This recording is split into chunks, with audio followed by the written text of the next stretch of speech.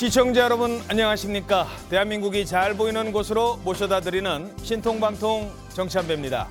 먼저 오늘의 핵심 뉴스입니다. 국민의힘 한동훈 위원장이 4월 총선 후보를 결정할 공천관리위원회를 구성했습니다.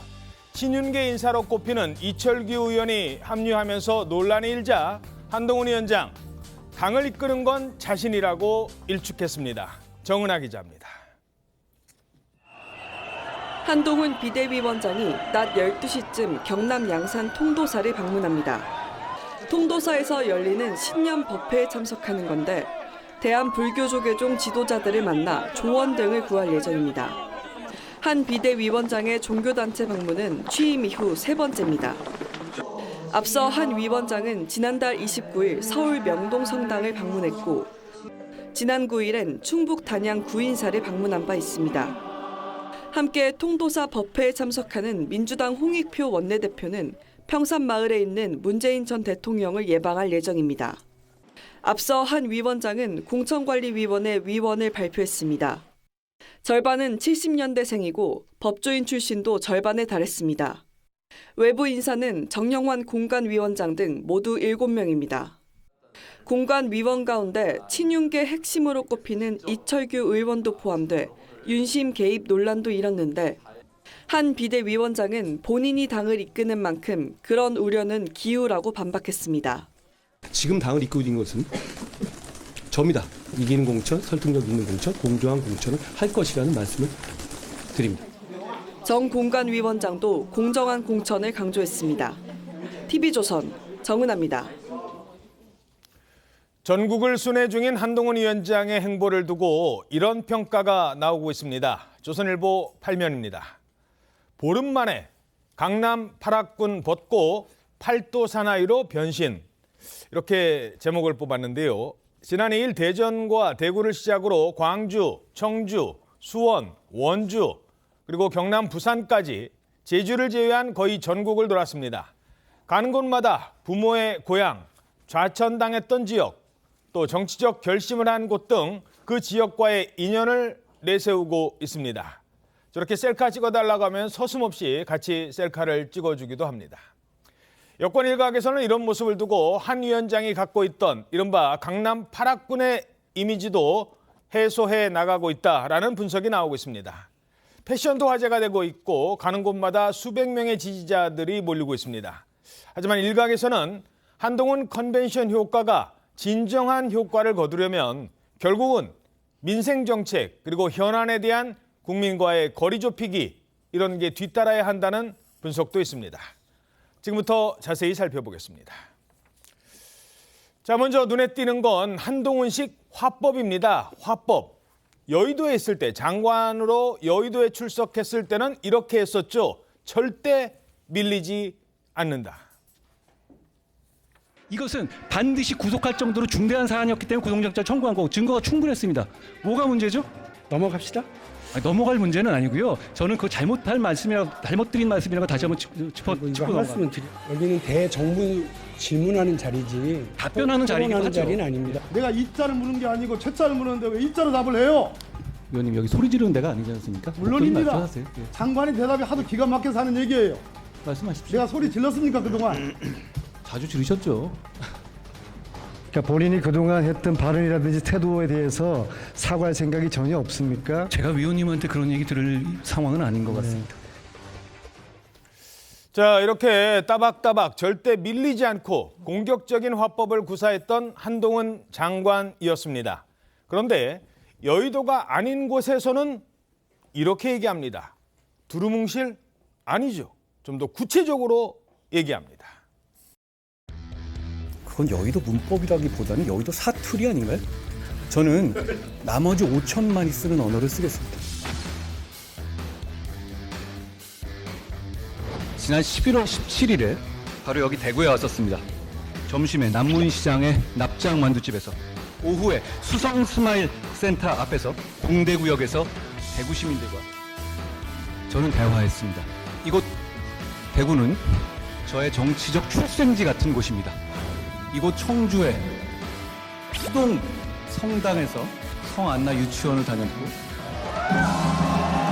거기서 거기서 지금은 은퇴하신 함재도 신부님 옆에서 복사를 했었습니다. 그리고 무심천 뚝방길을 걸어서 모충동 문호국민학교를 다녔습니다. 제 인생에서는 이 진천에서 보낸 시간이 사실 화양연화 같은 시절이었습니다. 저희 아버지는 춘천 소양로에서 사시면서 춘고를 다니셨습니다. 어머니는 홍천 사람이셨죠. 역시 춘여고를 다니셨습니다. 먼저 감동적으로 제가 말하죠. 저는 부산을 너무나 사랑합니다. 저녁마다 송정 바닷길을 산책했고 서면 기타학원에서 기타를 하고 사직에서 롯데 야구를 봤습니다.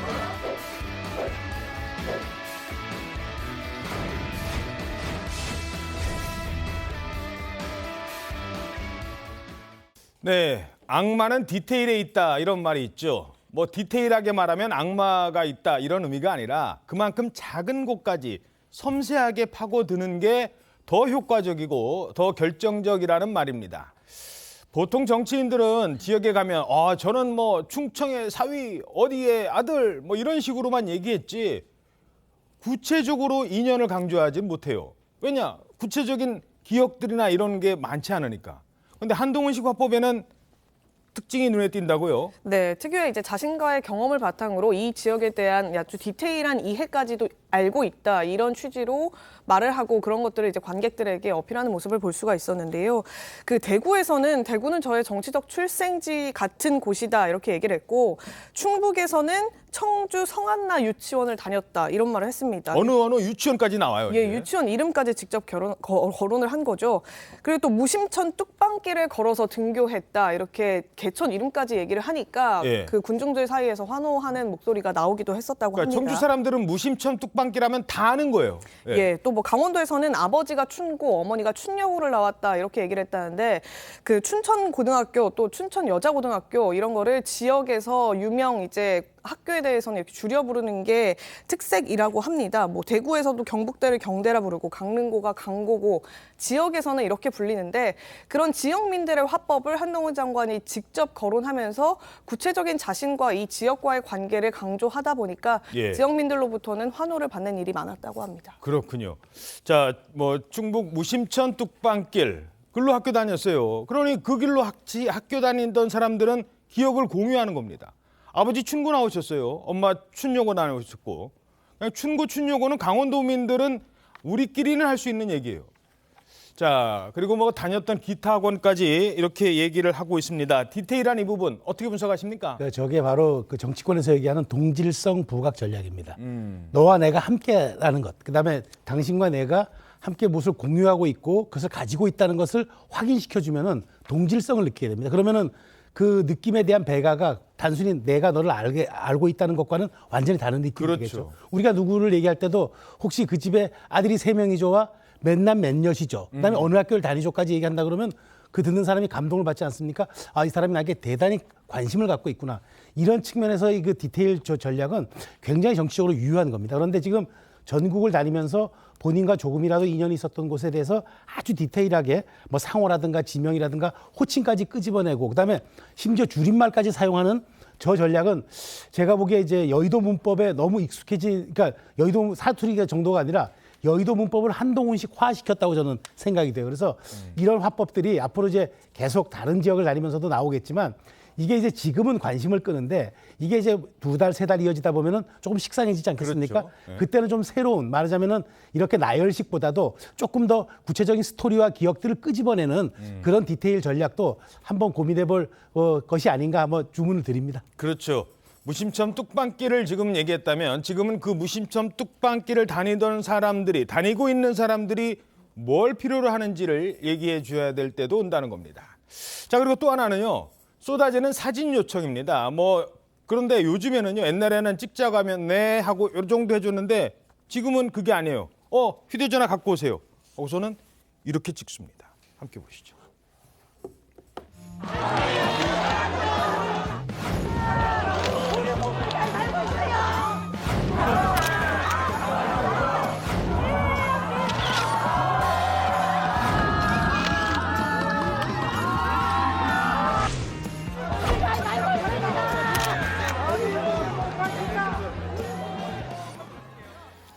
자, 직접 카메라를 들고 이른바 셀카를 찍는 건데요. 자, 부산 사직구장 뭐 아까 롯데자이언츠 얘기했었잖아요. 그 정도가 아니에요. 그러니까 내가 지금 저 사진이 아이고 저게 한동훈 학생이에요? 그 롯데자이언츠 응원 갔었을 때? 아닙니다. 저게 이제 그 과거에 2007년, 8년 그때 본인이 사직구장을 찾았었다 하면서 공개한 건데요. 예. 그러니까 원래 이제 한동훈 위원장이 본인이 2020년도 부산에 머물 때에 사직구장을 찾았고 뭐 저녁마다 송정길 바닷길을 산책했고 사직구장에서 롯데 야구를 봤다 이런 얘기를 했었잖아요. 예. 그러니까 네티즌들로부터 2020년도에는 코로나 시기여서 저렇게 직접 경기장에 가서 관람을 할 수 있는 상황이 아니었다 이런 지적을 받은 겁니다. 그래서 한동훈 위원장이 가짜 뉴스를 말한 것 아니냐 이런 비판을 받으니까 한장관이 저렇게 직접 본인이 사직구장에서 찍은 사진을 공개한 거예요. 아, 그러니까 뭐 대충 말로만 한 게 아니라는 거예요. 그러니까 2020년도는 근무했던 시기인데 그보다 앞선 2007년이나 8년에도 2년 정도 부산에서 산 경험이 있다. 그래서 그때 찍은 저 사직구장 모습을 사진으로 또 증거로 저희에게 보내오기도 했습니다. 아, 그렇군요. 그냥 뭐 내가 사직구장 갔어요. 말로 한 게 아니라 누가 에이 설마 그때 어떻게 가 했는데 사진을 보여주고 또 사진 하나가 지금 아주 재밌는 화제가 되고 있습니다. 저 옷이에요, 저 옷. 어제도 잠시 보여줬습니다만 1992 저게 뭘까 했는데 저게 부산 사람들은 저 숫자 보면 어떤 의미인지 안다는 겁니다. 그리고 저 자갈치 시장에서 입었던 저 옷이 지금 없어서 못 판다고요. 예, 맞습니다. 이게 저게 부산을 연고로 하는 프로야구 팀이죠. 롯데 자이언츠가 마지막 우승해가 1992년이라서 저렇게 기념티가 많이 이제 유통되고 있는데 한동훈 장관이 저 티셔츠를 입고 부산을 방문했던 거예요. 그런데 이게 해당 티가 정가가 73,800원 정도라고 합니다. 근데 온라인상에서 지난 1월에 플랫폼 무신사라는 온라인 그 플랫폼이 있는데 거기에서 이제 판매 랭킹 1위에 올랐다고 하고요. 그리고 11일 오후까지도 실시간 랭킹 전체 2위, 또 상위 제품으로는 1위 이렇게 오르면서 불티나게 팔리고 있다 이런 소식도 전해지고 있습니다. 예, 자 이제는 뭐 옷까지 화제가 되고 있다. 뭐 이 정도로 말씀을 드리죠. 뭐 옷에 너무 큰 의미를 둘 필요는 없을 것 같습니다. 근데 양경 법조출입 기자, 한동훈 위원장이 장관 시절에 법무부 장관 시절에도 막 저런 모습 보였어요, 기자들과? 제가 요새 이제 그 검찰 전현직 관계자들을 만나면은 네. 정말 깜짝 놀랐다. 오. 그런 얘기 많이 해요. 어디서 저런 DNA가 나왔냐. 오. 저런 정치 DNA가 있는지 몰랐다. 그러니까 사실 민주당 의원들의 뭐 어떤 공격에 따박따박 오히려 더 센 워딩으로 맞받아치는 그런 모습들을 많이 봤는데 예. 지금의 보여주는 모습은 정말 팔도에서 그 각 지역의 디테일을 살린 언어로 그 지역 주민들의 마음을 사로잡는 그 지지를 호소하는 그런 모습이잖아요. 그 모습이 정말 놀랍다. 그래서 굉장히 저런 사람인지 몰랐다. 이제 그런 반응들이 좀 많고요. 예. 또 이제 그런 얘기도 있습니다. 이게 지금 한 위원장이 검찰에 있을 때 이제 마지막에 어떤 좌천 인사를 굉장히 많이 받지 않았습니까? 장관이 되기 전에 그 지역들이 어떻게 보면은 저런 정치적인 디테일을 살릴 수 있는 토양이 된 게 아닌가.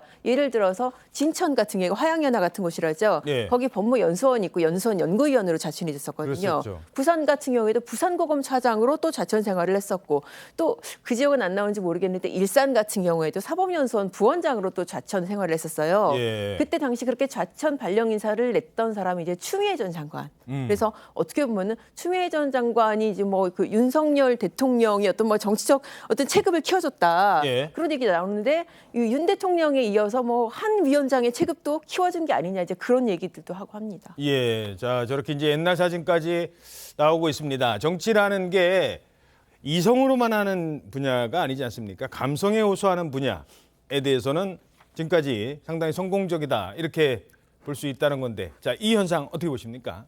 한동훈 위원장의 비대위가 출범한 게 지난해 12월 29일이잖아요. 예, 이제 열흘이 넘었어요 벌써. 근데 지금 아까 어느 분이 이 식상할 수 있다라는 말씀하셨는데 뭐 당장 식상은 안 하겠는데 지역과의 연고성을 강조하는 건 당연한 겁니다. 그거는 무슨 뭐 한동훈식 특별한 디테일이라기보다는 누구나 아니 우리 앵커께서 안 그러겠어요? 자기 충청도 고향이시잖아요. 거기 가면 예. 또 자기 얘기할 거고. 사투리도 가끔 저도 쓰고. 마찬. 저는 예. 삼척에서 태어났다는데 예. 태어나서 한 달 만에 서울 올라왔다고 그러더라고요. 삼척하면 그 얘기 할 거고. 그래서 1호를 보기 좋아요. 그 지역과의 유대감을 강조하고 소통할 수 있는 하나의 단초가 되는 거니까. 예. 근데 문제는 이제 이게 너무 과도하게 오래 가면은 여기 플러스 알파가 있어야 되겠죠. 그렇죠. 얘기하기 시작하겠죠. 이제 그 모를 리가 없을 것이고. 그 플러스 알파가 이제 네. 뭐가 돼야 된다고 보십니까? 저는 이제 최근에 이제 정책적인 걸 얘기하기 시작했어요. 금고 이상의 형을 받는 의원들 세비 반납 같은 거라든지 정당 개혁이라든지 이런 것들을 얘기해야 되는데 저는 항상 말씀드리고 싶은 게 윤석열 대통령과 뭐 차별하고 대립하고 각을 세우라는 얘기가 아니에요.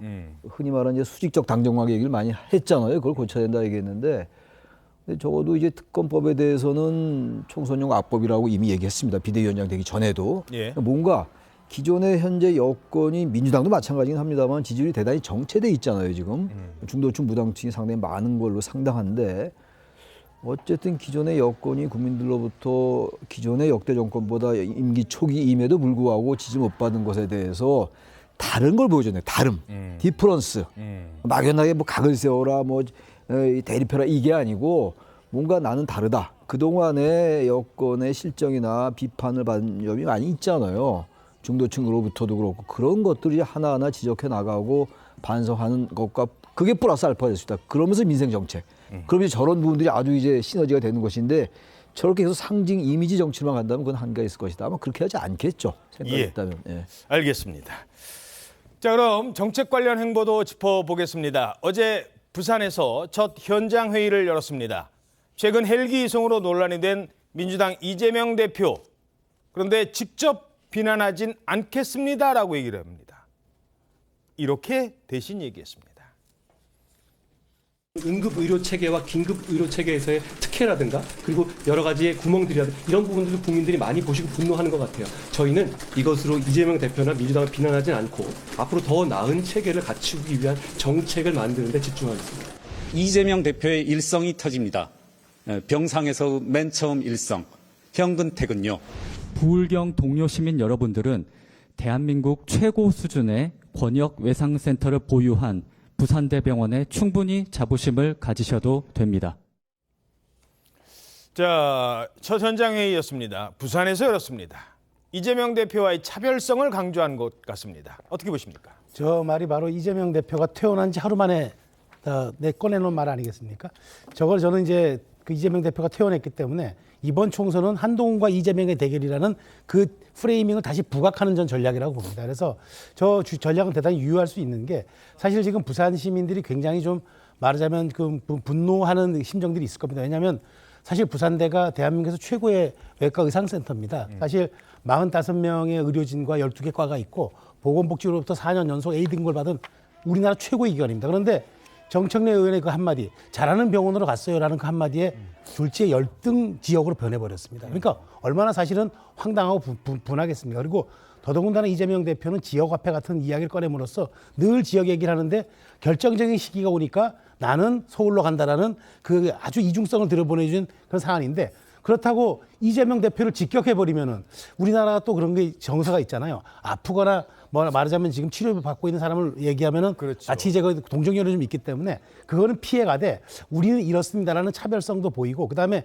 금고 이상 확정 시 재판 기간에 있었던 세비 반납한다 이 얘기는 이재명 대표나 지금 민주당이 갖고 있는 여러 가지 사법적 그런 리스크에 대해서 우리는 깨끗하고 도덕적이고 윤리적이라는 각을 딱 세우고 그다음에 이번 총선은 정권 심판론이 아니라 오히려 그 거대 야당을 심판해 달라는 말하자면 일반 쌍방 심판론까지 호소하는 그 과정을 통해서 인물 대결론으로 부각시키겠다라는 한동훈 그 위원장의 이런 총선 전략을 조금 엿볼 수 있는 것 같아서 저는 저 메시지가 조금 관심을 끌었다고 생각이 됩니다. 예. 자, 한동훈 위원장이 민주당을 향한 압박 카드 또 하나가 있습니다. 이건 공약으로 거의 내걸었는데 이러면 세비를 반납시키겠다. 재판 중인 국회의원이 금고형 이상의 형이 확정되는 경우 늘어진 재판 기간 동안에 세비를 전액 반납하도록 할 겁니다. 민주당이 반대하면 우리 당이라도 이번 총선 공천에 반영해서 서약서를 받겠다. 민주당도 저희의 이 제안에 대해서 답해 주시기를 부탁드립니다.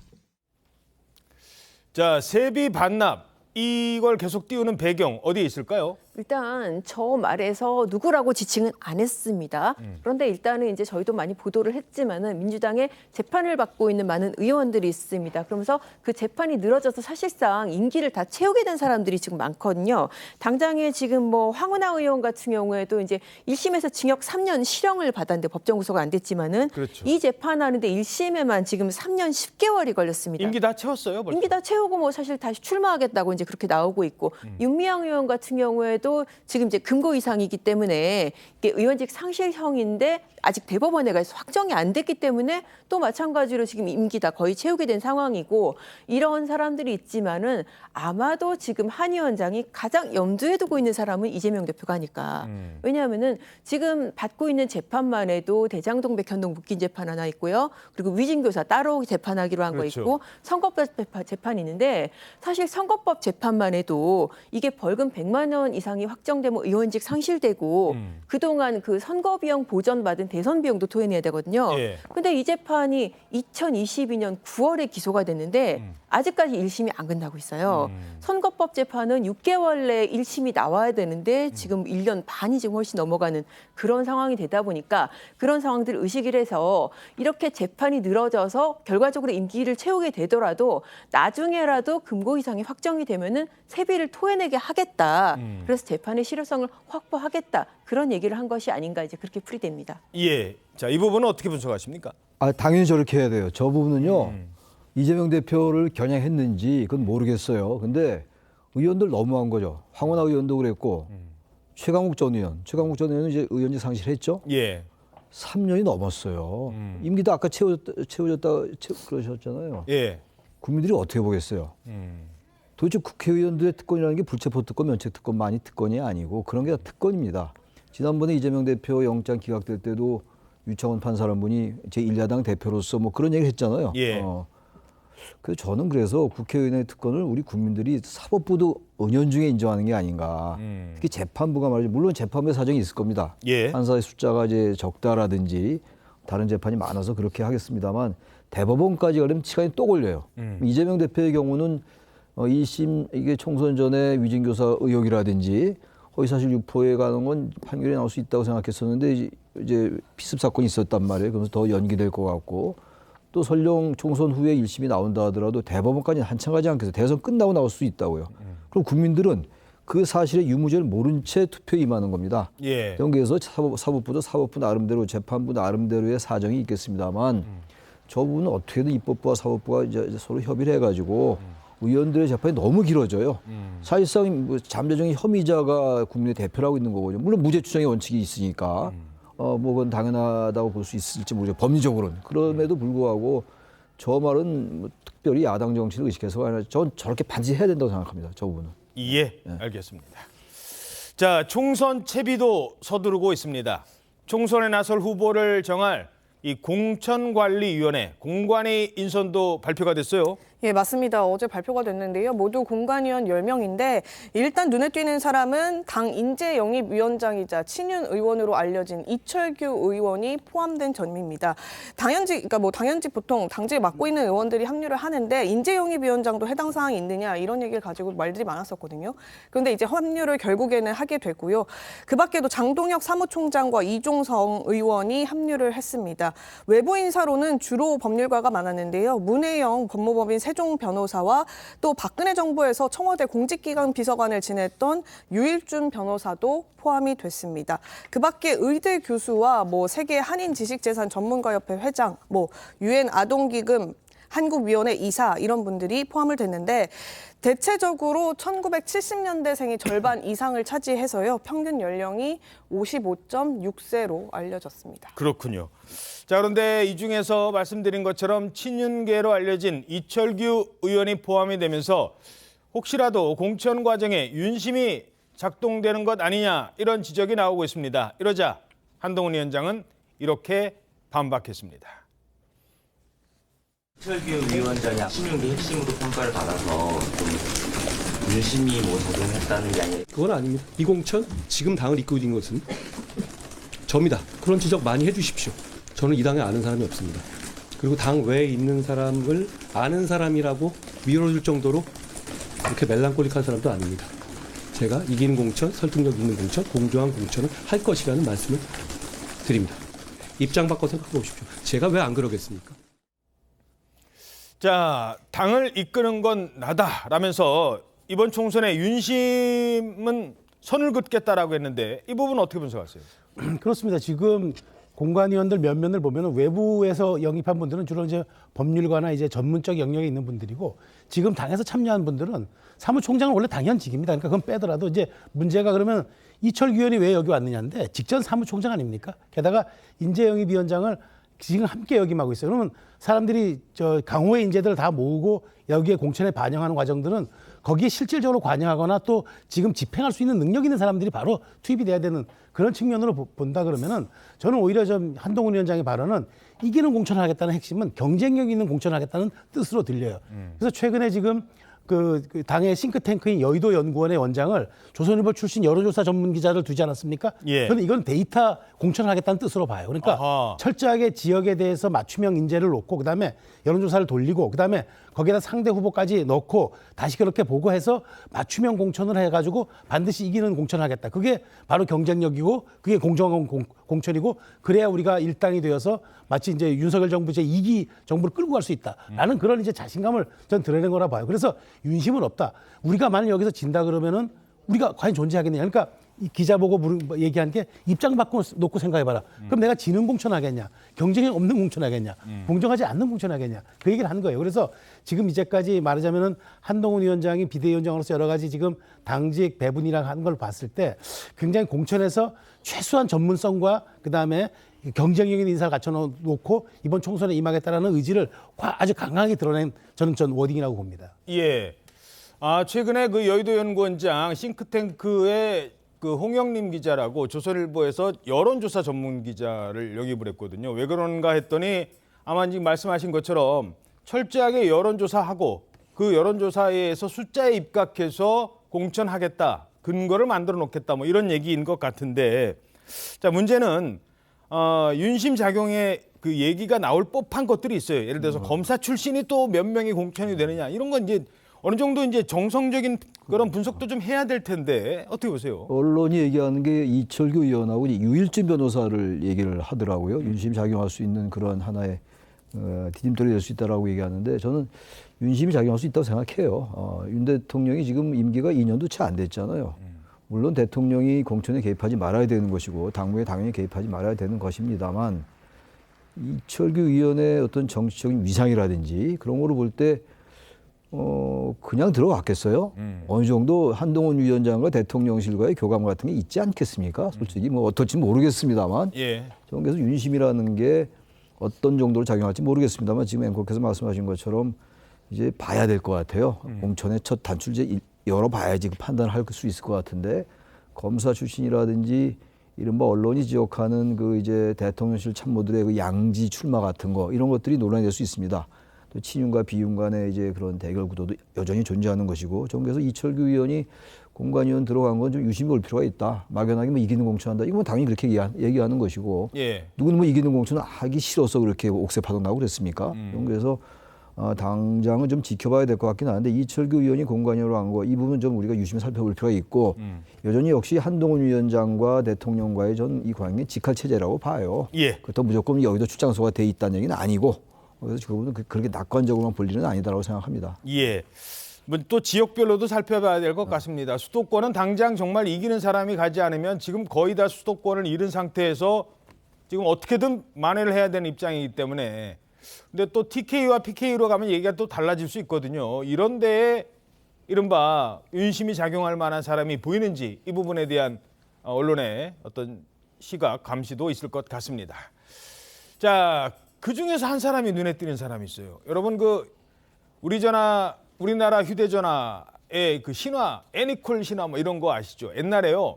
우리가 휴대전화 만들기 전에 우리가 지금은 스마트폰 선진국이 됐지만 그전에는 사실상 뭐 일본이라든가 이쪽이 훨씬 더 앞섰거든요. 일본을 이긴 가장 대표적인 사례가 이 스마트폰 아닙니까? 서울시민 사면에 그 사람의 이름이 등장합니다. 한동훈이 직접 삼고 초려했다. 이른바 갤럭시 신화의 고동진 영입 추진이라는 겁니다. 자, 고동진 전 사장 어떤 인물입니까? 네, 말씀하신 대로 죄송합니다. 삼성전자 전 사장이고요. 갤럭시 신화를 쓴 인물입니다. 1961년생이고요. 84년에 삼성전자의 평사원으로 입사를 한 뒤에 평사원으로 들어갔어요. 네, 평사원으로 들어가서 사장까지 오른 그야말로 셀러리맨의 신화를 쓴 그런 인물입니다. 그 IT 모바일 부분을 총괄을 하면서 갤럭시 노트라든지 정말 뭐 우리가 지금 뭐 대부분 국민들이 상당수 많이 쓰는 예. 갤럭시 폰을 어떻게 보면은 그 원조를 이렇게 만든 그런 인물이고요. 그래서 한동훈 위원장이 지금 공동인재영입위원장이 된 뒤에 직접 아마 이제 직접이라고 표현하는 게 다른 인물들 같은 경우에는 주변에 추천을 받기도 하고 뭐 그랬을 것 같은데 직접 이렇게 영입을 시도하고 이 영입에 공을 들인 그런 인물이다. 이제 그렇게 평가를 받고 있습니다. 사실 이력상으로 봤을 때 이게 떠오르는 사람이 있습니다. 인재영입 국면에서. 예. 그리고 진영은 다르지만은 문재인 전 대통령이 2016년도에 양향자 그러니까 이 양향자 의원 같은 경우에는 고졸로서 그쵸. 삼성전자 임원까지 오른 정말 입시적인 인물이었거든요. 양향자 당시에 이제 그 삼성전자 상무를 영입한 그런 장면을 떠올리는 분들이 상당히 많은 것 같습니다. 그렇군요. 자, 뭐 특정 인물에 대해서 얘기해서 좀 그렇습니다만 옛날에 우리나라는요, 그 휴대전화 초창기만 해도 그때는 무슨 모토로라 다 들어보셨죠? 그 막 정말 무전기만한 그 휴대전화. 그리고 막 에릭센이었나요? 그 이 스웨덴이나 이쪽 북구 쪽에서 휴대전화가 강세였고 그 전에는 소니 뭐 이랬었거든요.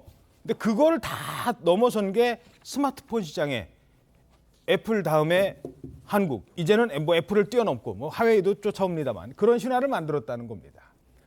자, 한동훈 위원장의 이런 광폭 행보에 이제 견제에 나선 인물이 있습니다. 아, 계속 한동훈 위원장 얘기하니까 아니 왜 요즘에 나는 뉴스에서 많이 안 다루지? 그랬을까요? 신당 창당 선언하고 탈당까지 한 이준석 전 대표. 이준석 전 대표가 한동훈 위원장이 아예 나가지 마세요. 뭐 이렇게 전화할까 봐 어떻게 했다고요? 핸드폰을 그러니까 휴대전화를 꺼놨다고 합니다. 네. 휴대전화를 꺼놨어요. 애니콜 아니 스마트폰 삼성 갤럭시를. 네, 뭐 쓰는지 모르겠는데 아마 아이폰 쓰는 걸로 알고 있긴 한데요. 예. 휴대전화를 꺼놨다고 하는데 이게 한동훈 위원장이 이제 본인이 탈당에 임박했다라는 것들이 알려지다 보니까 당연히 이제 접촉을 해올 걸로 생각을 하고 또 예상을 했겠죠. 그럴 가능성이 있어 보여서 한동안 이 연락을 피하고 또 오해를 사지 않기 위해서 휴대전화를 꺼놨다 이렇게 얘기를 한 겁니다. 그러면서 만약에 한동훈 위원장이 그럼 전화를 해서 만났다면 지금 이 상황 조금 달라졌을 수 있겠느냐 이런 질문에도 거기에 대한 기대는 애초에 없었다 이런 취지로 말을 했습니다. 아무래도 이제 한동훈 위원장이 비대위원장 임명되기 직전에 김건희 여사 관련한 특검법 문제를 놓고도 악법이다, 총선용 악법이다 이런 식으로 비판을 했었잖아요.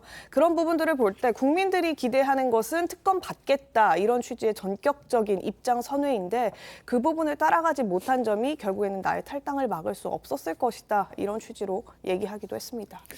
한동훈 위원장 앞서 이준석 전 대표를 만날 거냐는 물음에 이런 반응을 보였었습니다.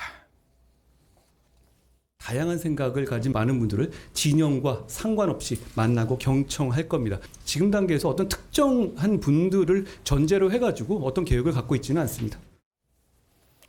자, 아까 그 그래픽 다시 한번 볼까요? 이준석 전 대표가 전화기를 일부러 꺼놨다라고 얘기를 한 거예요. 자, 굳이 저런 얘기 안 해도 되는데 왜 저런 얘기까지 했을까요? 전 저런 얘기 할 필요가 없을 것 같아요. 자신이 탈당할 생각 있으면 전화 당당히 받으면 될 거 아닙니까? 받아가지고 만나도 되는 것이고 물론 만남이 이제 여러 가지 억측이 나올 수 있겠습니다만 일단 저는 정치라는 게 뭐 특정 분야이고 그렇다 하더라도 의연하고 당당해야 될 것 같아요. 우리나라 정치인들이 대체적으로 보면 다 그런 건 아니겠습니다만 의연한 면이 대단히 부족해요. 굳이 꺼놓을 게 뭐 있습니까? 피할 이유도 없는 것이고 받고 정신을 안 받으면 되는 것이고 꺼놨다라는 얘기 저렇게 공개하는 것도 저는 뭐 저렇게 중요한 건 아닌데 예. 뭐 꺼놨다 내가 뭐 한동훈 장관이 전화 올까봐 꺼놨다 그건 우리 일상사로 봐도 잘 납득은 잘 안 가요. 예. 뭐 은근히 전화 기다린 건지 모르겠습니다만 전 좀 당당하고 의연했으면 좋겠어요. 전화 오면 받으면 되죠. 왜 뭐 죄인입니까? 왜 전화를 못 받습니까? 받아서 예. 난 탈당한다 당신 필요 없다 이렇게 얘기하면 되는 것이고 그렇게 좀 폼나게 하는 게 좋지 뭐 전화를 꺼놨었다. 저게 이준석 전 대표가 발언이 상당히 내용이 좋은 게 많아요. 합리적인 것도 많고 저도 뭐 개인적으로 동의하는 부분이 많이 있는데 저런 부분이 조금 아직은 좀 미숙한 면이 있는 게 아닌가. 저 개인 생각입니다만 그렇습니다. 예. 어떻게 분석하십니까? 전화기 꺼놓은 이유. 저는 이제 요즘 MZ세대 용어에 안궁이라는 말이 있잖아요. 예. 안 물어봤고 아무도 궁금하다. 궁금하지 않는데 예. 먼저 꺼내놨어요. 저게 뭐냐면 지금 제3지대가 열렸잖아요. 그런데 지금 제3지대가 열렸는데 올 새해 벽두에 이재명 대표의 그 안타까운 피습과 그다음에 한동훈 위원장의 저 광폭 행보가 사실의 여론의 블랙홀처럼 다 빨아들이고 있어요. 그렇죠. 그러다 보니까 제3지대 존재감 별로 없어서 특히 제가 자주 말씀드리지만 이준석 대표 한동훈 위원장은 이게 약간 보완제가 아니라 대체제 관계라 한쪽이 여론을 싹 쓸어가 버리면 한쪽은 제로가 되는 이른바 제로섬 게임 상태이기 때문에 오히려 지금 저는 편승 전략을 쓰고 있는 것 아닌가. 저렇게 먼저 한동훈에 향한 이슈를 던짐으로써 거기에 또 편승해가는 그런 어떤 그 여론 말하자면 관심 전략을 쓰고 있는 것 아닌가라는 그런 생각이 들었습니다. 예, 알겠습니다. 자, 이재명 대표 피습 사건. 경찰은 이재명 대표 피습 사건을 배후가 없는 김모 씨의 단독 범행으로 결론을 내렸죠. 자, 그런데 민주당은 이 경찰 수사를 받아들일 수 없다라는 입장입니다. 심지어 이 사건까지 소환을 해요. 박종철 고문치사 사건. 경찰이 고문해놓고 나중에 수사 은폐했던 그 사건. 게다가 이런 반응까지 보입니다. 이렇게 하겠대요, 앞으로. 당한 만큼 갚아줘야죠. 박종철 열사 고문치사 사건도 탁 치니까 억하고 죽었다라고 발표하는 것과 뭐가 다르냐. 경찰이 수사 발표를 했다는데 수사한 경찰을 수사해야 된다고 봅니다. 감추려고 숨기려고 하는 자가 범인이다. 특검을 거부하는 자가 범인이듯이. 이거는 저희가 그냥 넘어갈 수 없는 사안입니다.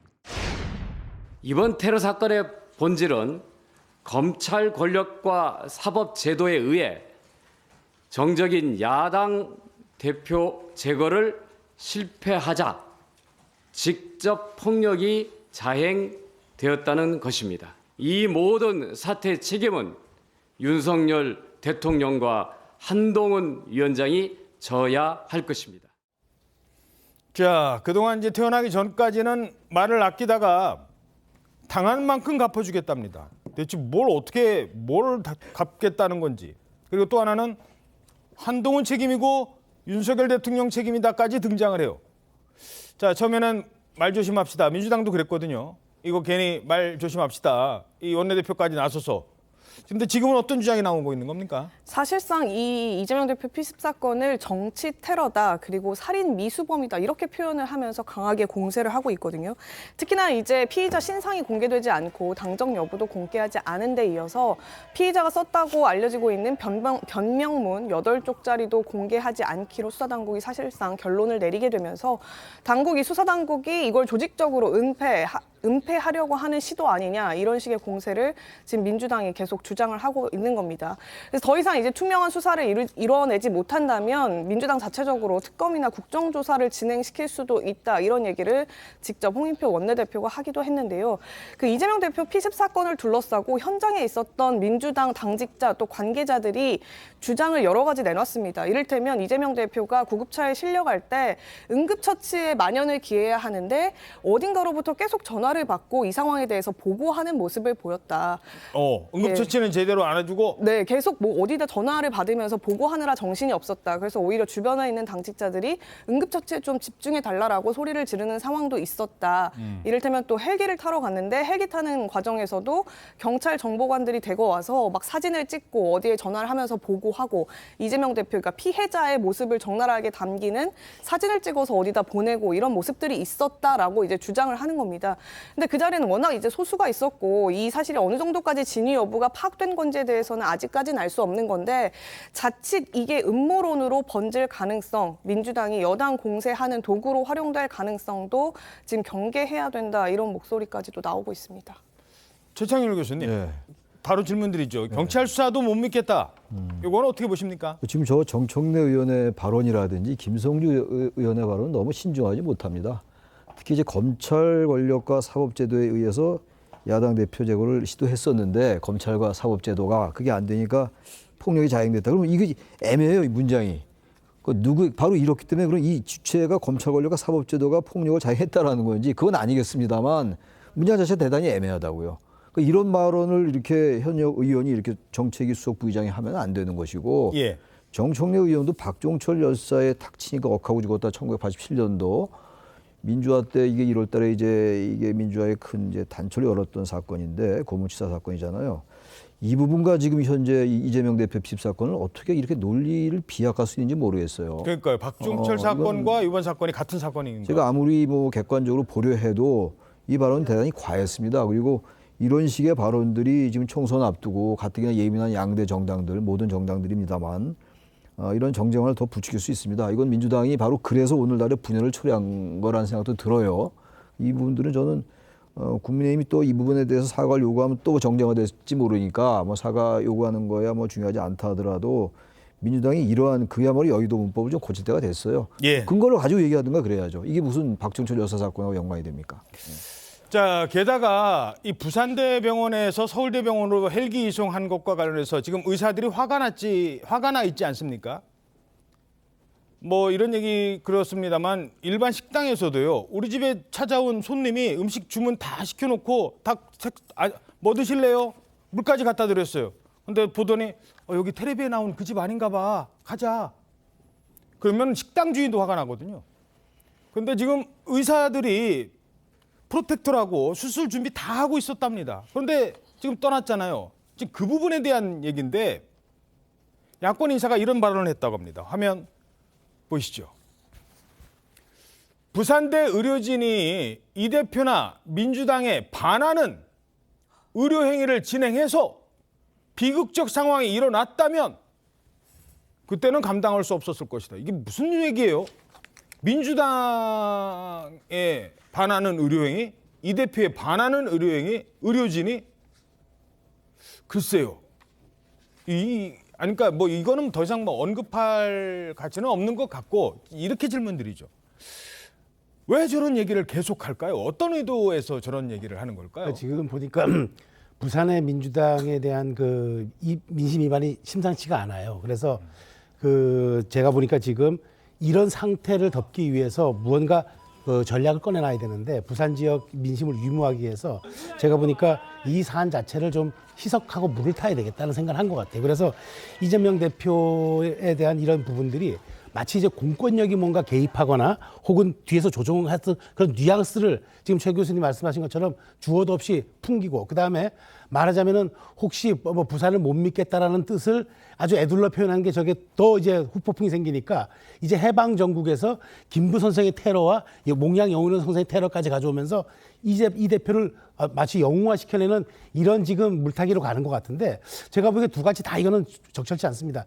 그저 잘못했다면 깔끔하게 잘못을 시인하고 우리가 앞으로 좀 잘하겠다 하면 될 일을 가지고 마치 이런 부분들을 이게 총선 전략까지 끌고 가서 민주당이 어떤 그런 지금 여러 가지 고립된 것들을 탈피하겠다고 하는 것들인데 제가 보기에 말은 하면 할수록 꼬입니다. 이게 잘못된 것은 깔끔하게 시인하고 다음 스텝으로 넘어가는 게 맞지 이런 식으로 자꾸 얘기하다 보면은 민주당 내에서뿐만 아니라 지금 그렇지 않아도 이낙연 전 대표의 분당으로 인해서 지금 여러 가지 갈등 상황이 있는데 이렇게 되면 비명계들도 이런 부분에 대한 동의가 안 되면 당을 떠날 수도 있습니다. 그러니까 민주당이 이 초기 대응을 잘해야 될 것 같습니다. 예, 저게 이재명 대표의 생각은 아니겠죠. 거기까지만 간단하게 논평을 좀 해주시죠. 이재명 대표의 생각은 아니겠습니다만 당대표가 저런 부분에 대해서 얘기가 나왔으니까 이재명 대표 퇴원했잖아요. 그리고 지금 의식이 계속 있었던 것이고 이렇게 말하지 말라고 얘기를 해야 돼요. 이재명 대표가 비판받는 것 중에 하나가 항상 자제해라 통합하자라는 얘기는 하면서도 저런 구체적인 사안이 나왔을 때 강력하게 거기에 대해서 지적하지 않는 게 문제가 돼서 저게 결국 방치하려는 거 아니냐 그런 오해를 사는 거거든요.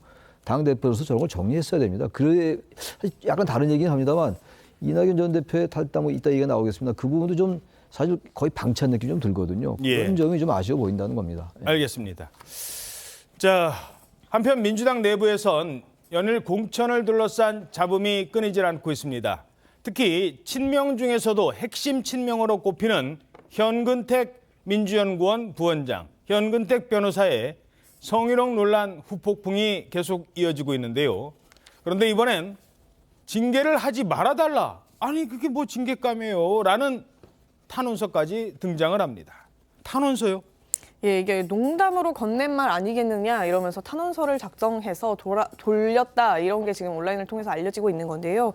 이 탄원서 제출한 사람은 본인이 이제 김포갑 지역구에 거주하는 권리당원이다 이렇게 설명을 했습니다. 그러면서 지난 10일에 이 탄원서에 정치적 이해관계가 분명해 보이기에 윤리감찰 결과에 앞서서 탄원서를 올린다 이렇게 말문을 열었는데 이 현 본장이 농담으로 건넨 그 말이 과연 사회 통념상 막말에 가까운 말이냐 이렇게 주장을 하면서 그에 대해서는 절대 아니라고 얘기할 수 있다 이런 말까지 했습니다. 그리고 정말 문제가 되는 말이고 성희롱이라면 형사고소로 10일을 가리면 될 일이지 이걸 언론에 유출하고 언론 플레이부터 먼저 하는 이 행위 자체가 정치적인 이유가 아마 개입됐을 것이다 이런 주장까지도 했는데요. 오호. 이 해당 탄원서에 현재 한 3,500명 정도 동의를 한 것으로 알려지고 있습니다. 양은경 기자, 명백히 성희롱 발언의 피해자가 지금 있잖아요.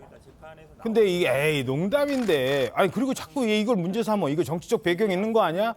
우리가 흔히 2차 가해 얘기할 때 제일 조심해야 될 게 이런 발언이잖아요. 어떻게 보십니까? 네, 그렇습니다. 사실 사회통념상 농담이라고 한다면 이런 강성 지지층 개인한테도 이런 얘기를 했을 때 아유 농담이네 그러고 넘어갈 수 있을지 한번 그렇게 좀 되묻고 싶고요. 지금 이런 발언에서 그 과거의 그 사건을 떠올리는 분들이 많을 것 같습니다. 박원순 전 시장 사망했을 때 민주당에서 여성 의원들이 피해자라는 말을 안 쓰고 피해 호소인이라는 네. 그렇게 하면서 어떻게 보면 피해를 당한 사실조차도 부정하는 그런 태도를 지금 연상케 하는데 사실 이런 태도가 어떻게 보면은 그 민주, 진보 이런 가치를 굉장히 여성운동 전체를 좀 폄하를 하고 지금 이 민주당이나 진보 진영이 주장하는 여성운동이 이게 진영에 따른 주장이지 이게 보편적인 가치가 아니다. 이런 인식을 주기 때문에 이것은 정말 어떻게 보면은 개인에 대한 2차 가해를 떠나서 그런 민주 진영의 가치에도 굉장히 조금 중대한 위협의 결과를 가져오는 발언이 아닐까 싶습니다. 예. 성희롱 사건에서 하나 따지는 게 그 사람의 지위가 있어요. 우월적 지위. 그러니까 그 사람보다 더 그러니까 이런 뭐 명령 체계라든가 아니면 또 위아래 관계, 굳이 상하 관계를 나누자면 그러니까 위에 있는 뭐 높은 부장이나 뭐 상무 이런 분이 여직원한테 툭 던진 말이 더 상처가 되거든요. 그런 우월적 지위라는 게 있어요. 근데 이분은 그 지위가 이재명 대표와 친하냐 안 친하냐? 지금 그 지위를 가지고 지지자들이 따지고 있는 겁니까? 그렇습니다. 지금 민주당이 하는 행태를 놓고 보면은 우리 편이면 무조건 그 용서가 되고 이재명 대표를 옹호하는 친명계 인사면 우리가 살려야 한다. 이게 기류가 있는 것 같아요. 그러니까 그 잘못의 경도라든가 그 어떤 그 무게는 중요하지 않다. 그러니까 얼마 전에 이경 그 전 부대변인이 이제 음주운전하고 대리 이제 시켰다 그렇게 난폭 운전하다가 하지 않았습니까? 음주운전 아니죠. 그때 이제 난폭 운전으로 해서 이제 그 형을 받으니까 예. 살리겠다고 막 탄원서가 등장했어요. 그러니까 우리 사회 통념상 그 보편적으로 잘못을 하고 법원에서 그 이른바 재판 판결까지 나온 사안에 대해서도 그걸 뒤집을 수 있다고 생각하는 사람들이 친명 지지층들이에요. 그러니까 이재명 대표가 퇴원하면서 뭐라 그랬습니까? 이 지긋지긋한 전쟁 같은 정치를 종식시켜야 한다고 얘기했는데 진짜 이런 양극단의 정치, 이런 말하자면 증오와 적대의 정치, 그다음에 우리 편은 살려도 되고 상대편은 다 죽여도 된다는 이 정치를 종식하지 않는 한 어떻게 이재명 대표가 말한 새로운 정치가 또 이루어지겠습니까? 그러니까 저는 여기에서부터 이재명 대표가 얘기했던 말이 진정성이 있으려면은 여기에서부터 상식의 정치가 출발해야 됩니다. 그러니까 자꾸 말로만 전쟁 같은 정치 종식시켜야 합니다 말하지 말고 이재명 대표가 여기에서부터 우리 당의 원칙은 여기서부터 출발합니다라고 선을 그어줄 때 비로소 그때 새로운 우리 화합의 정치가 출발하지 않겠습니까? 그 말씀 드리고 싶네요. 예, 물론 현근택 부원장의 혐의가 경찰에서 뭐 확정이 되거나 그런 건 아닙니다. 그런 차원에서 현근택 부원장의 입장도 좀 들어봐야 될 것 같습니다. 어떤 주장을 하고 있습니까? 이 현근택 변호사가 이미 그 민주당 윤리감찰단으로부터 조사를 받았는데요. 이 당시 이제 현 변호사의 주장은 당시 사건이 잘 기억나지 않는다는 겁니다. 그러면서 사실관계를 인정하고 사과하라 이런 피해자 측의 요구에는 받아들일 수 없다 이런 주장을 했다고 하는데요. 그러면서 이제 또 현 변호사가 공개를 한 것이 이 본인을 둘러싼 이 성희롱 발언 논란 직전에 이 상대 후보가 불출마, 자신의 총선 불출마를 요구했다 이런 겁니다. 이 사건이 이제 그러니까 본인이 출마하려고 하는 지역구의 지역 정치인과 그 정치인의 여성 수행 비서에게 둘이 부부냐 이런 식의 성희롱 발언을 한 게 논란이었던 거잖아요. 네. 그러니까 이게 그 피해자의 주장과 뭐 제보를 통해서 언론사에 보도될 기미가 보이니까 그 직전에 이 해당 상대 후보가 자신에게 이번 총선에 출마하지 말아라 이런 요구까지 해서 다소 이 폭로가 정치적 의도가 있음을 주장하고자 하는 현 변호사의 이 주장이 감찰 그 조사에서 있었다라는 겁니다. 이 한 언론이 확인을 해봤는데 이 현 부원장의 주장에 대해서 이 해당 지역 정치인이 그런 요구를 한 것은 맞다라고 인정을 한 부분이 있다고 하는데요. 그럼에도 불구하고 그 두 사람이 모두 해당 내용을 들었고 이 그 주변 관련인들의 진술까지도 확보한 만큼 이 부분을 인정해야 된다라는 생각에는 변함이 없다 이런 취지로 주장을 하는 걸로 알려지고 있습니다. 예, 물론 현근택 변호사 입장에서는 저 사람이 저러는 이유가 뭐 다른 데 있다라고 생각을 할 수도 있을 겁니다. 그럼 그런 행동을 하지 말았어야죠. 더 조심했어야 되죠. 짚어볼 포인트가 두 가지입니다. 첫 번째, 사건 당시가 기억이 잘 나지 않으니까 사과 요구를 받아들일 수 없다. 기억 안 나니까 잘 그렇게까지는. 그리고 그것과는 별개로 자신에게 피해자 측이 뭐 불출마 이런 얘기를 해. 이거 다 의도 있는 것 아니야라는 점을 더 부각시키는 점. 자, 이런 대응들 어떻게 보십니까? 근데 이 전에 이 사고 당시가 기억이 잘 나지 않는다, 사과욕을 받아들일 수 없다라고 말하기 전에 그 피해자에게 상당히 여러 번 얘기를 했다라는 거 아니에요? 사과를 받아달라고. 그래서 그 말과 지금 현근택 변호사의 이 말이 좀 상충됩니다. 앞뒤가 좀 안 맞는 게 하나 여러 차례 전화도 했었고요. 했다는데 지금 또 기억이 안 난다라는 게 전혀 말이 안 되는 것이고, 피해자 측이 불출마 요구했다는 거 이건 별로 중요하지 않아요. 이건 이 사안이 이렇게 보도가 되고 이게 나오고 그러면은 민주당에서 공천 주기 어려울 겁니다, 아마. 그러니까 이런 주장은 별로 해봐야 별로 의미가 없어요. 그럼 뭐 상대방 후보는 어쨌든 이 사안이 알려져서 현근택 변호사가 출마하지 않길 바라겠죠. 뭐 정치 공천 경쟁자니까. 그래서 이런 건 별로 의미가 없는 것이고, 단지 이제 사실이 뭐냐, 이게 형사사건으로 가지는 않았습니다만 이제 공천이라는 게 꼭 형사사건으로 가지 않더라도 윤리적 도덕적으로 문제가 되면 공천하지 말자라는 게 지금 양당의 얘기들 아니겠습니까? 예. 그렇다면 저는 현근택 변호사의 이런 부분이 이렇게 이제 언론의 이슈가 됐기 때문에 현근택 변호사도 더 이상 이렇게 앞뒤가 상충되는 말은 안 하는 게 좋을 것 같고, 민주당도 뭐 시스템 공천한다고 했으니까 원칙대로 하는 게 맞다라고 생각합니다. 예.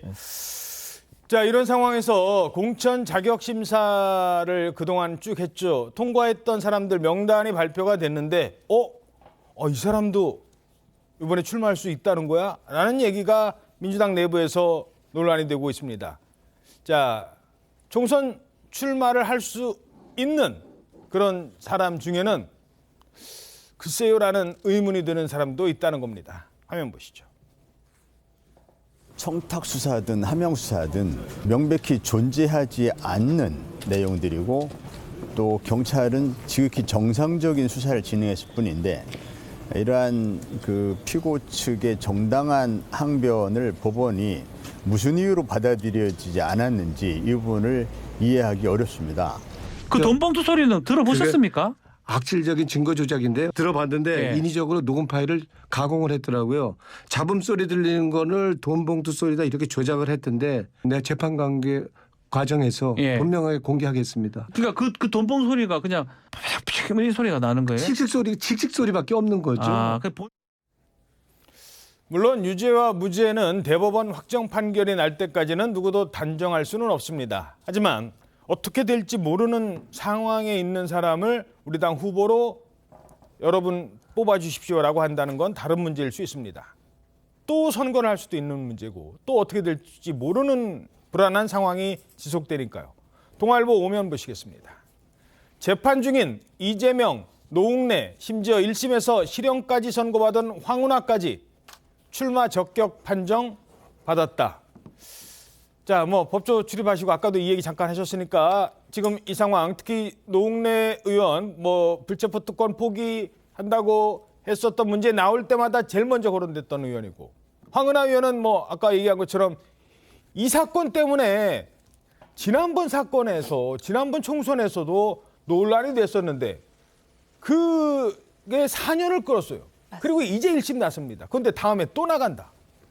어떻게 보십니까? 저는 사실 기소까지는 100번 양보해서 그래 재판 결과 보고 결정할 수 있지 싶은데 1심에서 유죄 실형 판결까지 난 사람까지 이게 부적격 대상이 아니라고 한 거는 좀 너무 선을 넘었다 그런 생각이 드는데요. 물론 민주당이 이제 작년에 5월에 이제 그 규칙을 바꿔가지고 뇌물 혐의로 1심 유죄 받은 사람도 배제 안 하게끔 그렇게 바꾼 거는 맞아요. 근데 이거는 어디까지나 뭐 당원 당규일 뿐이고 국민의 상식과 법 감정이 중요하잖아요, 정치에서는. 예. 근데 사실 1심 유죄 판결이라는 게 그냥 나는 게 아니거든요. 경찰 수사 거치고 검찰이 기소 여부 판단을 해서 법원은 사실 심판자예요. 경찰, 검찰 수사가 다르거든요. 법원에서 법정에서 양쪽에 무죄 주장할 기회와 반론권 충분히 보장이 된 상태에서 법원이 유죄 판단을 내린 거란 말이에요. 이거는 기소된 거하고는 완전히 차원이 좀 다른 상황이고 이게 뒤집힐 가능성이 거의 없는데 사실은 이 부분까지 어떤 공천 배제 사상으로 안 삼는다는 거는 이거는 굉장히 국민의 상식과 법 감정에 반하고 이런 결정이 만약에 이재명 대표가 재판 중이 아니었어도 이런 결정을 했을지 저는 그 부분이 상당히 좀 의심스럽습니다. 예, 물론 누구나 직업 선택의 자유는 있습니다. 하지만 유권자도 올바른 후보를 선택할 참정권이라는 게 있어요. 자, 이 부분이 뭐 충돌이 될 수도 있습니다만 1심 판결에서도 유죄가 났는데 그래도 나는 직업 선택의 자유가 있으니까 이건 나는 하겠다라고 하면 그걸 믿고 유권자가 후보를 선택하는 그 선택권은 어떻게 되느냐는 겁니다. 그거는 이율 배반인 거죠. 그러니까 말하자면은 그 당에서는 당원 당규라는 그 내규라는 이름으로 공천을 줄 수는 있으나 이것이 국민이 진짜 공복을 선택하는 일이고 대리인을 선택하는 일인데 그래서 국회에 진출했는데 가서 대법원에서 유죄 확정 판결을 받으면은 의원직 상실하지 않습니까? 또 뽑아야 돼요. 그러면 그 국민의 참정권은 어디로 가는 겁니까? 우리가 대의민주주의를 이렇게 형용화시키고 무력화시키라고 우리가 지금 민주당에게 제1야당 지위를 준 겁니까? 저는 그렇게 보지는 않습니다. 그러니까 저는 이런 부분에 있어서 민주당이 그 사법적 리스크에서 뭐 늘 있다라고 국민들이, 그러니까 야당이 공격한다고 생각하지 말고 언제나 이런 결과를 내는 쪽으로 가기 때문에 항상 그 국민의 법 감정과도 괴리가 있고 그다음에 우리가 얘기하는 사법 절차 제도에 대한 이른바 거부처럼 보여요. 그래서 이런 부분들은 저는 반드시 이번 총선에 좀 걸러져야 한다고 생각이 됩니다. 알겠습니다. 자, 한편 민주당을 떠나겠다고 하다가 막판에 입장을 바꾼 아까 현근택 의원 죄송합니다. 현근택 변호사, 현근택 부원장 얘기가 있었는데 이 현근택 부원장 얘기가 나오면서 갑자기 입장을 바꾼 이 의원에 대한 논란도 이어지고 있습니다. 여기 민주당이고. 아 됐어. 어디 하프라 이동네. 오늘 밤에 이제 김동생 어디라 여기. 너 지났어요. 나 배신 때려놓고서 무슨 왜야 어디라.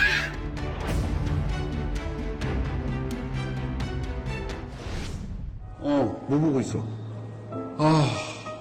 아무것도 안 보여. 민주당의 길이 안 보여. 원칙, 상식의 눈으로 보면 저 보인다니까. 그래서 원칙과 상식이야? 그렇지.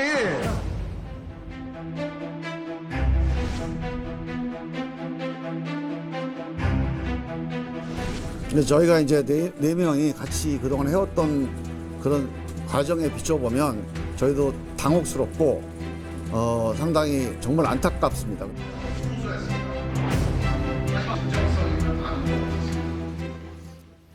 자, 윤영찬 의원을 향해서 지금 친명계에서 아니 나 왜 나간다더니 안 나가? 뭐 이런 식으로 지금 비판을 하고 있다고요? 예, 맞습니다. 이 잔류를 선택하면서도 이 당내 신당의 가치와 염원에는 동의한다 이런 입장을 내니까 다소 해괴하고 구차하다 이런 식의 반발을 내놓는 건데요. 이들은 또 이제 민주당이 이제야말로 해당 행위자 윤영찬에 대해서 제명과 출당 조치를 해야 한다 이러면서 남은 자에 대한 비판 수위를 점점 올리고 있습니다. 예. 그러면서 잔류를 선택하는 파렴치한 배신의 정치 그리고 또 반칙의 정치도 끝내야 된다 이런 목소리도 내고 있습니다. 한때는 정치적 동지였었죠. 조응천, 이원욱 의원 같이 간다고 했다가 막판에 미안해 난 못 가겠어 라고 한 윤영찬 의원에 대해서 어떤 입장일까요? 물론 언론 인터뷰에서는 이렇게 설명하고 있습니다. 한 2, 3일 전부터 솔직히 말씀드릴게요. 예. 윤영찬 의원이 갑자기 흔들리기 시작했습니다. 전세입자가 난리치면서 퇴거 불응한다고 집주인이 나가야 되냐. 이틀 전 밤에 전화를 가지고 정말 나 고민이 크다. 뭐 울먹이면서 전화를 했고요. 실존적 고민이었습니다. 그거는 확실하게 그 전 문제입니다. 고민이 시작된 거예요. 자, 그러니까 윤영찬 의원은 이른바 현근택 논란 이전부터 이 나가는 걸 고민했었다라는 겁니다. 물론 그랬었겠죠. 그런데 만약에 현근택 성희롱 논란 그리고 이재명, 정성호 두 사람의 문자 메시지 공개 이런 상황이 없었다면 그럼에도 불구하고 이런 결정을 했었을까? 이건 어떻게 보십니까? 윤영찬 의원하고 이제 4인방 있었잖아요. 원칙과 상식. 그리고 민주당에 대한 비판 이런 걸 계속 해왔어요. 원칙과 상식에 맞지 않는다라고 해왔는데 이 2시간 전까지도 기다렸다는 거 아닙니까? 지금 이제 이원호 의원하고 아까 조응천 의원은 이제 지금 누굽니까? 이 윤영찬 의원에 대해서 상당히 이제 덕담을 한 거예요. 그런 게 아니다. 이 현근택 변호사 건 때문이 아니다. 다시 말해서 공천이 가능할지 모르니까 안 나온다. 이 말이 아니다. 이런 얘기를 하는 거잖아요, 지금. 예. 근데 앞뒤 정황으로 볼 때는 뭐 이런 걸 이제 까마귀 날자 배 떨어진다 뭐 이런 얘기로 비유하는 건데 그것과 전혀 연관 안 시키고 얘기하기가 좀 어려울 것 같아요, 사실. 아까 말씀하신 것처럼 당대표하고 그 정성호 의원하고 문자 같은 것도 알렸을 가능성이 있고 그리고 또 하나가 그 지역에서 벌어진 일에 대해서 아마 그 전에 어느 정도의 그 인포메이션을 갖고 있을 수 있을 것 같기도 해요. 저희 추측이기 때문에 이건 윤영찬 의원의 명예에 관련되는 거라서 제가 함부로 말씀 못 드리겠는데 그럼에도 불구하고 설령 이 지금 현근택 변호사 건이 아니었다 하더라도 이제 와서 난 못 나가겠어 민주당이 같이 지키겠어라고 얘기했다면 그게 사실이라면 말이죠. 사실이겠죠. 저 의원들이 방송에서 저렇게 얘기했으니까. 그럼 그동안에 그렇게 상당한 기간 동안 얘기를 해왔잖아요. 그럼 정치인이 적어도 그런 발언을 하려면 당을 떠나는 건데 현역 의원이 더군다나 상당한 무게와 책임을 가지고 얘기를 했어야 되는 건데 이제 와서 갑자기 현근택 건 아니라 하더라도 이 기자회견 몇 시간 전에 발표할 입장은 아니었다. 2시간 전에 그걸 취소한다. 그건 책임 있는 정치인의 모습은 적어도 아니었다고 제가 말씀드립니다. 예. 자, 그렇다면 당을 떠나지 않고 남아 있는다면 현근택 빠지고 그 자리에 민주당 공천 받고 당선까지 될 수 있을까? 이건 또 다른 문제거든요. 어떻게 보십니까? 지금 당에서 이른바 친명 자객 공천이라는 얘기가 많이 나오지 않습니까? 자, 그럼 현근택 변호사가 빠졌다. 그러면 그 자리를 윤영찬 의원이 공천이 수월하게 간다. 저는 그렇게 보지 않는 이유가 지금 이분이 이제 잔류 이유를 DJ와 노무현 정신이 너무 귀해서 그걸 지키려고 했고 구분나무가 선산을 지킨다고 했는데 설령 그 구분나무가 선산을 지키고 싶어도 제가 보기에는 이재명 일극 체제를 원하는 강성 지지층과 그다음에 지금 이재명 대표의 그 민주당이 공천 기준들, 그다음에 이른바 컷오프 기준들, 공천 적합, 부적합 판정을 내리는 기준들 놓고 보면은 제2, 제3의 그 말하자면 자객 공천이 나올 수 있다. 그래서 현근택 위원장이 떠나더라도 윤영찬 의원이 너무 이것을 만일 저도 윤영찬 의원의 선택을 존중합니다만은 너무 쉽게 판단한 건 아닌가. 너무 현근택 의원의 그 부분만 조금 주목해서 본 건 아닌가 하는 그런 약간 의구심은 듭니다. 알겠습니다. 자, 이런 가운데 이낙연 전 대표 예고했던 대로 24년간 몸담은 민주당을 탈당하고 신당 창당을 공식 선언했습니다. 그러나 민주당은 저를 포함한 오랜 당원들에게 이미 낯선 집이 됐습니다. 김대중과 노무현의 정신과 가치와 품격은 사라지고 폭력적이고 저급한 언동이 횡행하는 1인 정당, 방탄 정당으로 변질했습니다. 후목불가조, 썩은 나무로는 조각을 할 수 없다는 공자의 말씀처럼 지금의 정치로는 대한민국을 살릴 수 없습니다. 자, 이러자 민주당 현역 129명은 비판 성명을 냈습니다. 조선일보 6면입니다. 야당 의원 129명 이낙연 정계 은퇴하라. 당을 떠나는 게 아니라 정계를 떠나라. 그런데 평소에 이낙연계로 알려졌던 의원들도 이름을 올렸어요. 예, 맞습니다. 뭐 예를 들면 이제 이계호 정책위의장 같은 분이 있고요. 또 뭐 전해숙 의원도 예, 있었죠. 전해숙 의원도 있고 그리고 또 이병훈 호남 의원이죠. 꽤 이제 오랫동안 이낙연 전 대표를 측근으로 보좌했던 의원들이 대거 이제 공개적으로 탈당에 대한 비판을 높였는데요. 분열은 뭐 어떠한 이유로도 정당화될 수 없다. 뭐 탈당과 분열에 반대한다. 이런 취지로 얘기를 했습니다. 그리고 또 김대중 전 대통령의 삼남이죠. 김홍걸 의원도 역할을 다한 옛물이 흘러가면 새물이 그 자리를 채워가는 것도 그 정신을 지키는 방법이다. 이러면서 탈당에 대한 비판 취지의 메시지를 냈습니다. 다만 이제 이낙연 전 대표, 그러니까 이 129명 외에 한 30여 명 정도는 이낙연 대표 탈당에 대한 어떤 입장도 내지 않은 거거든요. 대부분 이제 청와대에서 같이 총리일 때 청와대에서 일했던 뭐 고민정 의원 이런 분들이 있었고 이재명 대표 또 뭐 서른 의원 이런 분들은 뭐 입장을 내지 않는 모습을 보였습니다. 아무래도 얘기를 들어보면 총선에 대한 지역 분위기가 가장 크게 영향을 미친다고 합니다. 특히나 호남 의원들은 지역에서 이낙연 전 대표 캠프에서 일했다라는 그 딱지 하나만으로도 이미 여론조사에서 많은 피해를 받고 있다 이렇게 항의를 하고 있어요. 특히나 그 여론조사 문항에서 보면은 이낙연 전 대표 신당 어떻게 볼 거냐 뭐 이런 식의 여론조사 질문 나오고 그 다음에 뭐 자신에 대한 지지도 조사 이렇게 가버리면 사람들이 볼 때는 그늘에 그냥 가려져 버리는군요. 그런데다가 이제 연상이 된다는 거죠. 내가 이낙연 전 캠프에서 일했던 사람이라는 게 이낙연 신당이 뜨고 거기에 대한 지지도를 묻는 질문 뒤에 오게 되면 같이 연상이 되니까 지지율이 더 안 나오게 된다. 이런. 지금 그러면 그 호남 민심은 그 정도로 별로 좋지 않다는 거예요? 이낙연 전 대표의 경선 캠프에 이름을 올렸던 의원이라면 그냥 정말 원외에 잘 몰랐던 사람들보다도 예비 후보보다도 훨씬 더 지지율이 뒤처질 수도 있을 만한 그런 위기의식까지도 갖고 있는 의원들이 꽤 많더라고요. 그러다 보니까 그런 고충을 탈피하기 위해서라도 이런 나는 이낙연이 아니다. 탈당에 반대하고 비판하는 성명을 더 공개적으로 내고 어제 호남 의원들이 직접 지역 의회에서 공개 회견을 가지면서 반대한다 이런 기자회견을 열기도 했었습니다. 호남의 고향이었고 호남에 기반을 뒀는데 24년 만에 당을 떠나는데 호남 출신 의원들이 나는 이낙연이 아니다라고 얘기를 하고 있습니다. 자, 오늘 시간 관계상 정치권 얘기는 이 정도로 하고요. 앞으로 이낙연의 길은 이어지는 뉴스 등에서 더 분석해 드리도록 하겠습니다. 다음 소식입니다. 요즘에 서울 강남에 가면 요즘 입시철이잖아요. 컨설턴트라는 사람들이 있습니다. 컨설턴트. 상당 부분 뭐 입시 컨설턴트 비용도 만만치 않은데 이걸 이제 돈을 받고 이렇게 컨설턴트를 해주는데 심지어는 이런 사람이 있습니다. 있잖아, 대학에다가 그 뒷돈 좀 주면 당신 자식 의대도 갈 수 있어. 이런 말도 안 되는 걸로 학부모들을 꼬드깁니다. 그런데 실제로 넘어갔대요. 그 말에 우리 아들 돈 주면 의대 갈 수 있다고요? 30억 이상의 돈을 뜯긴 분들이 있습니다. 주원진 기자가 단독 취재했습니다. 서울 대치동의 유명 학원 입시 컨설턴트였던 최모 씨는 의치대 입시 설명회로 유명세를 탔습니다. 최 씨는 입시 설명회 등에서 알게 된 학부모들에게 내가 아는 채널을 통해 학교에 기부금을 내면 의대 합격도 가능하다고 회유했습니다. 의대는 8억 원에서 11억 원이라고 하는 등 대학과 학과별 정가까지 제시했습니다. 이런 방법으로 최 씨는 2020년 9월부터 2년간 3명의 학부모로부터 총 32억 9천만 원을 받았습니다.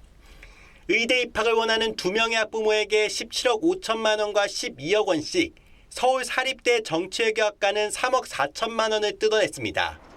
검찰 조사 결과 최 씨가 실제 대학에 전달한 돈은 없는 것으로 파악됐습니다. 저는 되게 투명하게 하거든요. 근데 뒤에서 따로 이렇게 한다는 걸 저는 상상도 못했어요. 최 씨는 검찰 조사에서 돈은 주식과 도박, 유흥비로 대부분 탕진했다며 사기예금 부풀려진 부분이 있다고 주장한 것으로 알려졌습니다. 검찰이 사기 혐의로 구속영장을 청구한 최 씨에 대한 법원의 심사는 오는 16일 열립니다. TV조선 주원진입니다. 자, 다음 소식입니다. 이거 조금은 좀 안타까운 소식인데요. 전 쇼트트랙 국가대표 선수로 나가노 동계올림픽, 1998년 나가노 동계올림픽에서 금메달까지 거머쥐었던 이 선수가 있습니다. 정말 한때는 잘 나갔는데 어느 순간 무너졌잖아요. 바로 저 선수. 한국 쇼트트랙의 든든한 기둥이었던 선수가, 김동성 전 선수가 요즘에 생활고 때문에 돈이 없어서 충격적인 근황이 전해지기도 했습니다. 어떻게 살고 있답니까? 예, 쇼트트랙 전 국가대표 김동성 씨 여러 가지 일을 하는 것으로 전해졌습니다. 그런데 우리가 그러면 코치하는 거 아니야라고 생각할 텐데 그것만은 아닌 것 같습니다. 어허. 우리가 이렇게 여러 가지 물건을 본인의 차량이나 오토바이 이런 걸로 운전해서 배달하는 분들이 라이더라고 하거든요. 예. 그 배달 라이더 일을 하거나 아니면 건설 현장에서 일하는 것으로 전해지고 있는데요. 김동성 씨가 전한 근황에 따르면 나는 얼음판에서 빙판 위에서 뭔가 일을 하기보다는 이런 일을 많이 하고 있다. 건설 현장에서 많이 하고 있다. 이런 취지로 또 얘기를 했고요. 또 가끔가다 웨이트 트레이닝 같은 비정규직 일을 하는 것으로 전해지고 있습니다. 그렇군요. 물론 건설 현장에서 일을 한다는 게 뭐 남부끄러운 일은 아니에요. 그런데 한때는 올림픽 금메달로 대한민국 쇼트트랙을 위해서 계속 일할 것 같던 사람이 지금은 생활고를 겪고 있다. 김동선 선수가 왜 이렇게 됐을까? 지금 전 아내에게 고소를 당했다고요? 네, 그렇습니다. 이혼하면서 약속했던 양육비를 주지 않았다 이러면서 이제 고소를 당한 거예요. 김동성 씨가 2018년도에 이혼을 했습니다. 그런데 이제 이혼 당시에 이제 1인당 150만 원씩 월 300만 원씩 지급을 하기로 했었어요. 근데 그것도 중간에 이제 김동성 씨가 내가 형편이 좀 어렵다라고 해서 법원에 이거 좀 깎아달라 감액 청구를 했습니다. 그래서 그게 받아들여져서 1인당 80만 원, 그러니까는 월 160만 원씩 그렇게 주기로 했는데 이 전 아내에 따르면은 이제 고소장 제출하면서 하는 얘기가 2018년 이혼하면서부터 그 돈을 하나도 못 받았다는 거예요. 거의 못 받았다는 거예요. 그래서 못 받은 돈이 8천만 원이다라고 하면서 이 양육비를 지급하지 않은 것도 이제 그 양육비 이행에 관한 법률에 따르면 이게 지금 형사처벌 사유가 되거든요. 그래서 그거에 따라서 고소장을 낸 겁니다.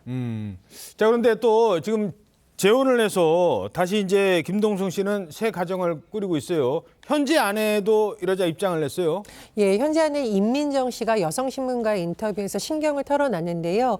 일단 김동성 씨 본인이 아니라 이분의 아내가 나서게 된 배경에 대해서는 김동성 씨가 지금 현재 고소권 때문에 너무 힘들어하고 있어서 본인이 입장을 전하게 됐다 이렇게 밝혔고요. 지금 굉장히 생활이 어려운데 빚이 수입보다 많기 때문에 양육비를 내줄 수 없는 상황이라고 설명을 했습니다. 그리고 이렇게 좀 덧붙이기도 했는데요. 이제 겨우 맘 잡고 일 시작한 지 1년도 안 됐는데 어떻게 양육비를 줄 수 있겠느냐. 일단은 아이들의 아빠가 살아야 아이들도 좀 키울 수 있는 거 아니겠느냐. 일단 살아야 모든 문제가 해결될 것 같다. 이렇게 또 호소를 했습니다. 예. 김동성 씨가 요즘에 그 SNS를 통해서요. 본인이 저렇게 이제 건설 노동자로 일하는 것도 공개를 하고 저 이렇게 살고 있습니다. 뭐 돈 있는데 안 주는 거 아니에요. 뭐 이런 얘기도 하고 있습니다. 유튜브 이름이 빙상의 신 김동성인데 줄여서 빙신 김동성이라고 합니다. 함께 보시죠. 제가 이제 업종을 바꿨다고 해야 되나? 지금 이렇게 제 뒤에 싱크대들이 보이죠? 네. 그래서 싱크대 쪽으로 기술을 배우러 아시는 지인분 매장에서 같이 이제 일도 하고 하나하나 배워가려고 이렇게 왔습니다. 건설 현장에서 무작정 이 일 저 일 시키는 거 했다라면은 이제는 한번 길게 바라보고 기술도 좀 배워보려고 하고 있습니다. 제가 어떻게 하냐에 딸려서 성공하냐 뭐 실패하냐 그러겠죠.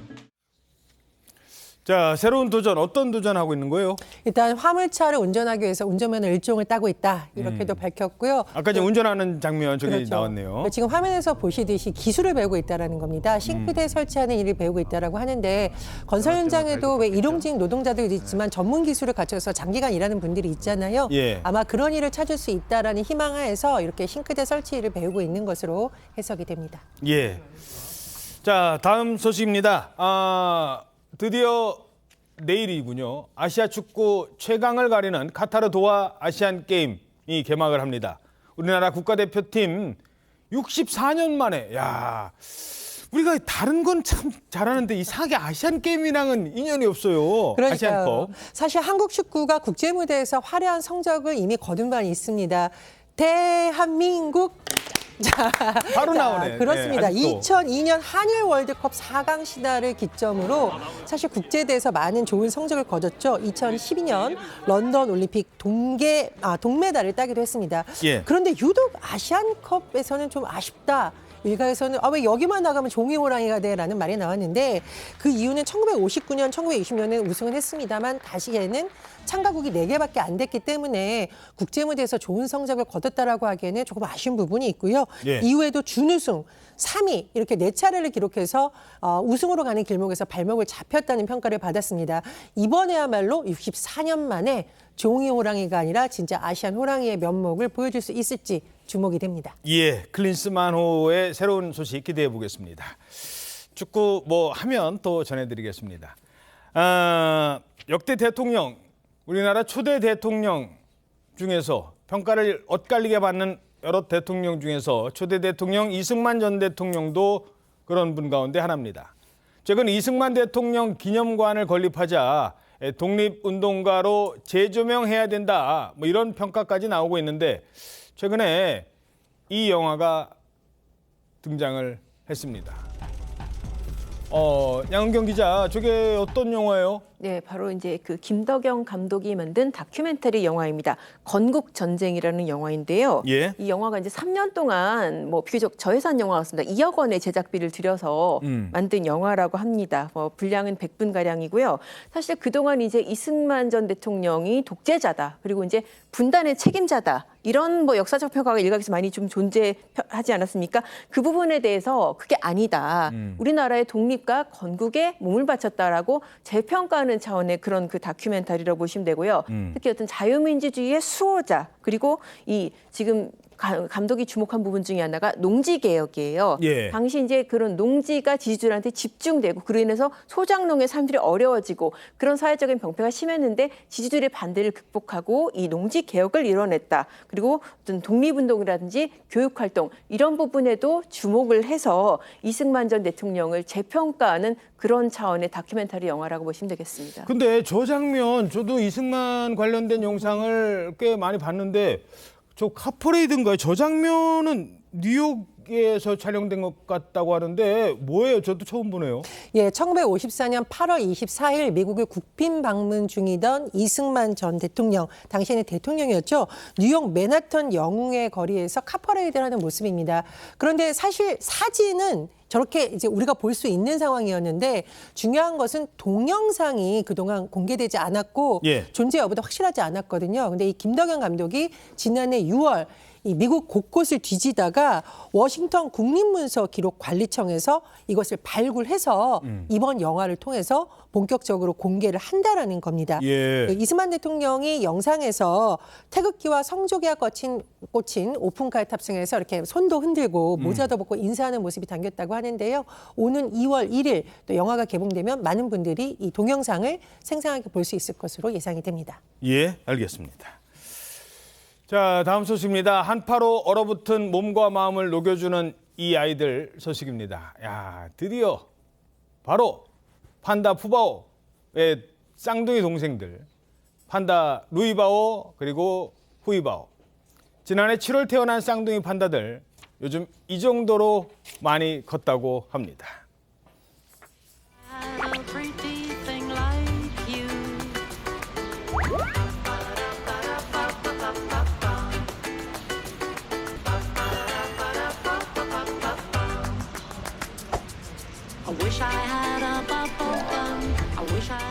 와, 제가 저만큼 컸어요, 지금? 예, 루이바오, 후이바오 제가 이렇게 쌍둥이 판다 이름까지 외울 정도로 예. 인기가 많습니다. 몸무게가 12kg을 벌써 넘었다고 하는데요.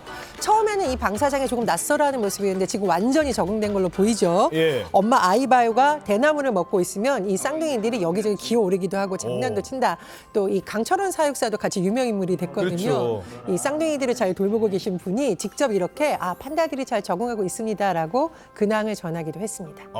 벌써 12kg가 넘었다고 합니다. 저희는 1분 뒤에 돌아오겠습니다. 네, 오늘 아침 대한민국 잘 보이셨습니까? 오늘 하루 당신의 대한민국 신통방통이 응원해드리겠습니다. 여러분 고맙습니다.